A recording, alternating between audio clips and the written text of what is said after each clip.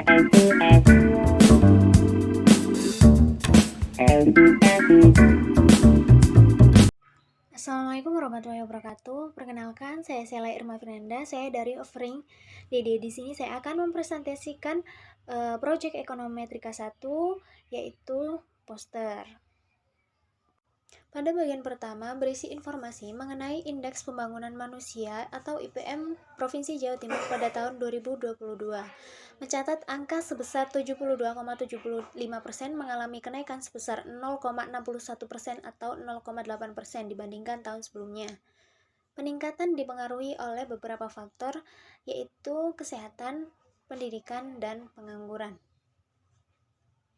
Nah, data yang saya gunakan bersumber dari BPS Provinsi Jawa Timur pada tahun 2022 dan menggunakan jenis data sekunder. Pada bagian berikutnya adalah jenis-jenis variabel beserta deskripsi variabelnya. Nah, di sini saya menggunakan 4 variabel dengan Y1 dan 3X. Variabel independen atau variabel Y saya menggunakan Indeks Pembangunan Manusia atau IPM. Adalah sebuah ukuran yang digunakan untuk menilai kualitas hidup dan pembangunan manusia di suatu wilayah. IPM ini dapat dilihat dari 3 dimensi, yaitu kesehatan, pendidikan, dan standar hidup layak. Nah, yang selanjutnya yaitu X1, Indeks Pendidikan. Indeks ini dapat mengukur pencapaian pendidikan berdasarkan rata-rata lama sekolah atau RLS dan harapan lama sekolah atau HLS. Nah, indeks ini juga mencerminkan akses dan kualitas pendidikan di suatu wilayah.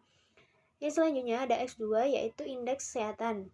Indeks ini dapat mengukur pencapaian di bidang kesehatan, biasanya berdasarkan indikator harapan hidup saat lahir, dan indeks ini mencerminkan kualitas kesehatan dan layanan kesehatan di suatu wilayah.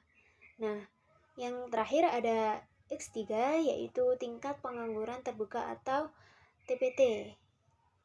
Indeks ini mencerminkan persentase angkatan kerja yang tidak bekerja atau sedang mencari pekerjaan dibandingkan dengan total angkatan kerja. Nah, indikator ini juga mencerminkan kondisi pasar kerja di suatu wilayah. Bagian selanjutnya adalah hasil olah data output SPSS yang sudah saya tampilkan dalam bentuk diagram batang. Nah, pada bagian sebelah kanan ini adalah diagram batangnya. Diagram batang ini dibuat dari data yang sudah saya olah melalui SPSS dan saya menggunakan nilai hitung proporsional untuk menentukan persentase yang saya gunakan pada diagram batang tersebut. Saya juga mendapatkan nilai proporsional itu dari tabel koefisien.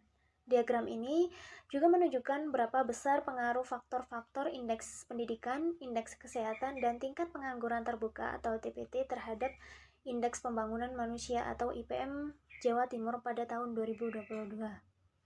Nah, pada bagian sebelah kiri merupakan analisis beserta keterkaitan Indeks Pembangunan Manusia dengan faktor-faktor yang sudah saya sebutkan tadi beserta teori-teori ekonomi. Dapat dilihat pada diagram batang sebelah kanan bahwa indeks pendidikan sebesar 85,40%. Nah, kita sambungkan dengan analisis dan teori ekonomi pada sebelah kiri. Nah, yang pertama itu menunjukkan pentingnya kualitas pendidikan dalam membangun sumber daya manusia yang produktif. Bahwa pendidikan adalah salah satu kunci dalam membangun sumber daya manusia atau SDM.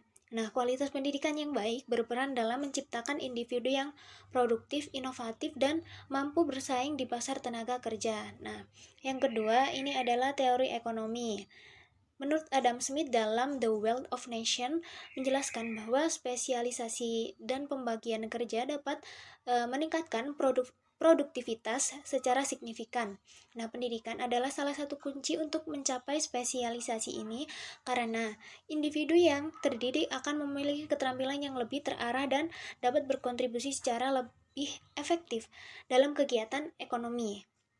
Nah, seperti contohnya dalam sistem pembagian kerja, seorang pekerja yang memiliki pengetahuan atau keterampilan dalam bidang tertentu dapat melakukan tugasnya dengan lebih efisien dibandingkan mereka yang kurang terdidik atau tidak memiliki keterampilan khusus. Jadi, pendidikan mengembangkan keterampilan dan teknis pengetahuan yang memungkinkan pekerja untuk meningkatkan produktivitas dalam berbagai sektor. Dapat dilihat pada diagram batang sebelah kanan bahwa indeks kesehatan sebesar 11,80%. Nah, di sebelah kiri itu analisisnya mencerminkan pentingnya akses layanan kesehatan meningkatkan kualitas hidup masyarakat. Karena akses yang baik terhadap layanan kesehatan secara langsung itu dapat mempengaruhi kualitas hidup manusia atau individu secara keseluruhan. Dalam konteks ekonomi dan pembangunan, indeks ini menunjukkan seberapa baik sebuah negara atau wilayah dapat menyediakan layanan kesehatan yang efektif, terjangkau, dan berkualitas bagi penduduknya. Nah, orang yang sehat akan cenderung memiliki tingkat energi yang lebih tinggi, stamina yang lebih baik, dan kapasitas mental yang lebih optimal, yang memungkinkan mereka untuk bekerja lebih efisien dan efektif lagi karena mereka itu dapat fokus lebih lama, memproses informasi dengan lebih cepat dan memberi keputusan lebih baik yang semuanya akan berkontribusi pada peningkatan produktivitas di tempat kerja. Tapi sebaliknya, pekerja yang sakit atau tidak sehat mungkin lebih sering merasa lelah, kurang fokus dan kesulitan untuk menyelesaikan tugas dengan efisien. Hal ini dapat menyebabkan penurunan kualitas hasil kerja mereka yang pada akhirnya berdampak negatif pada produktivitas dan secara efisien secara keseluruhan. Nah, pada teori ekonomi, Gary Becker adalah seorang ekonom terkenal mengembangkan teori human capital yang menekankan bahwa manusia adalah aset berharga yang dapat ditingkatkan nilainya melalui investasi pada pendidikan, pelatihan, dan kesehatan.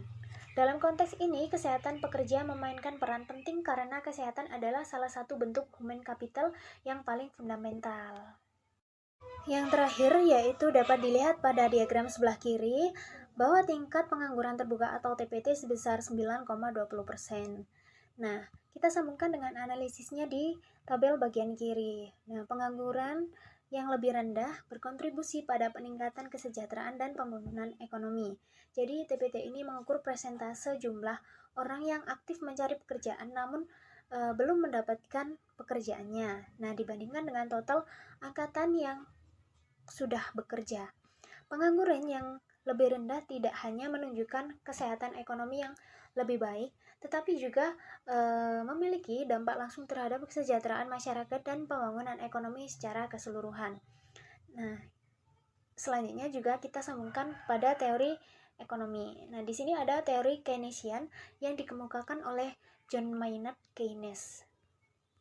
Menekankan peran penting permintaan agregat dalam perekonomian. Dalam teori ini, pengangguran yang tinggi dan ketidakpastian ekonomi dapat menurunkan daya beli masyarakat yang pada akhirnya menghambat pertumbuhan ekonomi.